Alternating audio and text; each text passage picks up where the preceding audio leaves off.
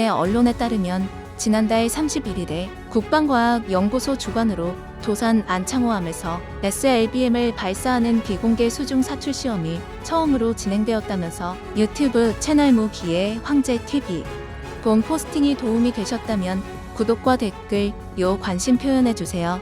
시청해주셔서 감사합니다. 이번 시험 발사 성공으로 SLBM 개발이 완료되면서 한국은 미국과 러시아, 영국과 프랑스, 인도와 중국, 북한을 이어 세계 8번째 SLBM 보유국이 되었습니다. 10개의 잠수함 발사탄도미사일 SLBM 수직 발사관이 장착된 3600톤급 장보고3 배치 2번함을 건조한다.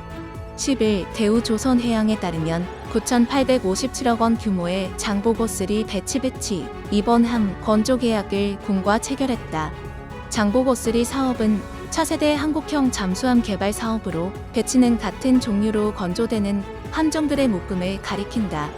배치 1에서 2, 3로 갈수록 함정 성능이 개선된다.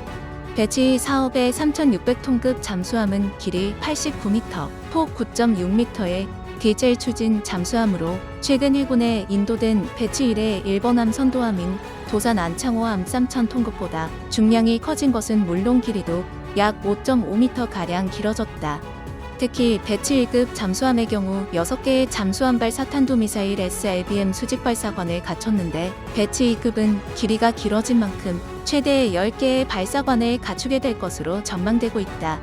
다만 군은 SLBM 발사관 장착 여부에 대해선 공식적으론 밝히지 않고 있다.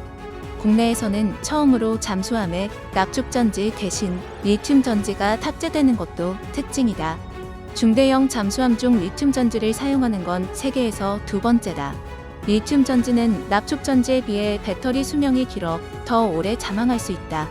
이에 따라 수중 작전 능력 향상에 기여할 것으로 기대되고 있다.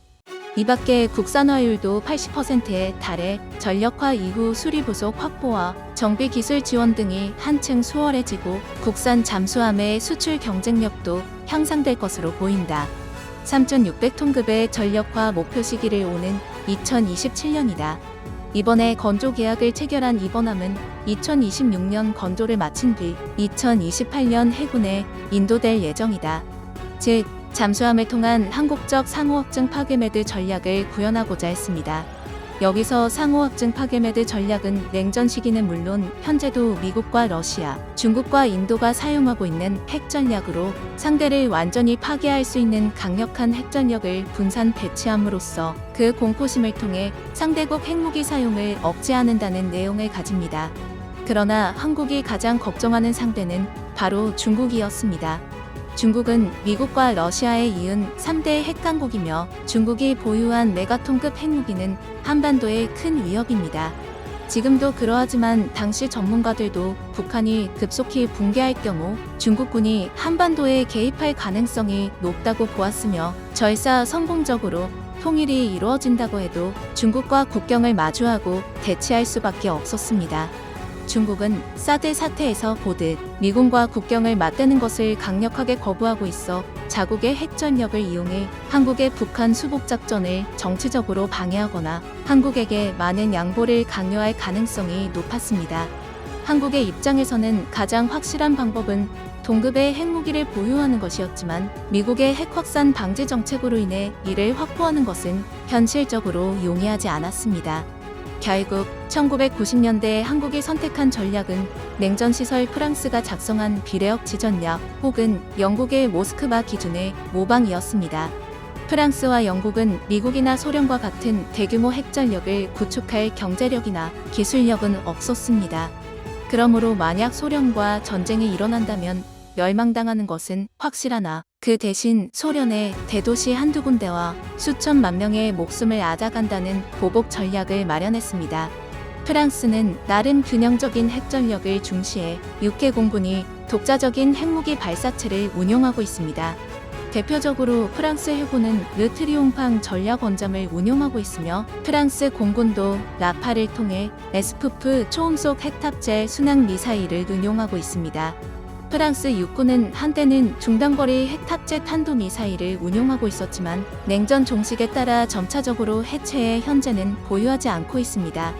영국의 경우도 구소련과 전쟁이 일어나면 모스크바만큼은 확실히 쟁더미로 만들고 핵심 지도자까지 함께 저승길로 데려가겠다는 전략을 천명했습니다. 이 때문에 모스크바 기준이란 용어가 만들어졌으며 바로 한국의 장보고 3급이 이 전력을 기본적으로 사용하고 있습니다. 영국도 초창기에는 발칸 폭격기 등의 공중 핵전력을 운용했지만 영국은 이미 1970년대부터 핵무기 투발 능력을 전략 원자력 잠수함에 탑재된 SLBM 쪽으로 집중하기 시작했습니다. 영국의 제한된 국력으로는 미국이나 구소련 수준의 대규모 핵무기 발사 체계를 유지할 수 없다는 냉정한 결론에 따른 것이었습니다. 이에 영국은 미국으로부터 원자로를 도입해 원자력 잠수함을 건조함은 물론 1968년 미국 해군으로부터 사거리 4,600km급의 폴라리스 A3 SLBM 미사일 133기를 도입하게 되었습니다. 폴라리스 A3에는 ET-317이라는 영국제 핵탄두가 탑재되었는데 이 핵탄두는 200킬로톤급의 위력을 갖춤과 동시에 폴라리스 A3 하나에 3기의 핵탄두가 탑재되는 MIRV 형태에 갖추었습니다.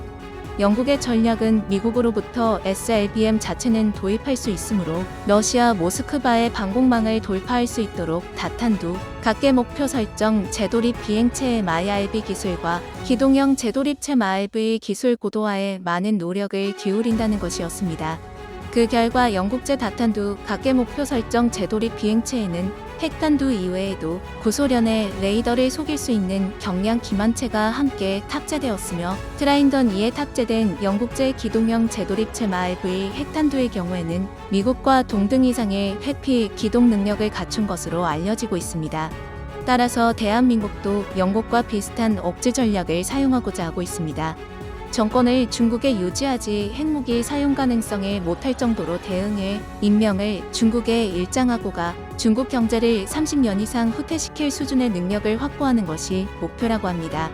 다시 말해 중국이 핵무기로 협박할 경우 한국의 국가 지도자 역시 우리도 혼자서 가진 않겠다라고 말할 수 있는 수준의 대량 살상 능력과 함께 우수한 생존성을 가진 운반 수단을 확보하고자 했고 그 중심에 바로 장보고 3이 있었습니다.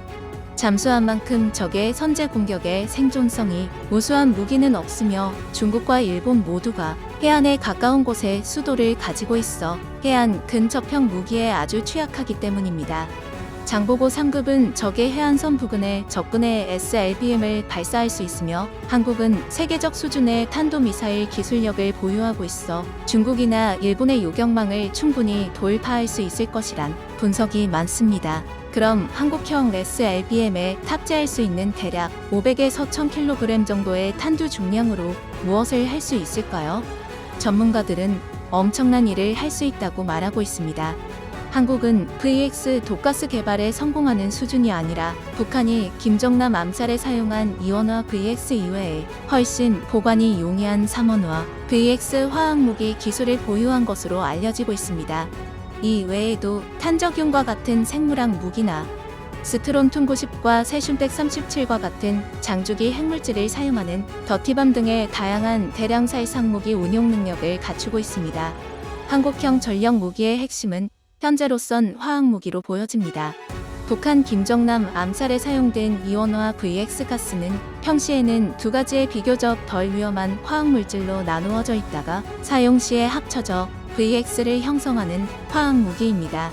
김정남이 암상당했을 당시 2명의 여성이 이온화 VX를 구성하는 2개의 화학물질을 각각 손에 바른 이후 얼굴에서 겹치도록 바름으로써 얼굴에서 VX 가스가 발생해 결국 김정남이 사망했습니다.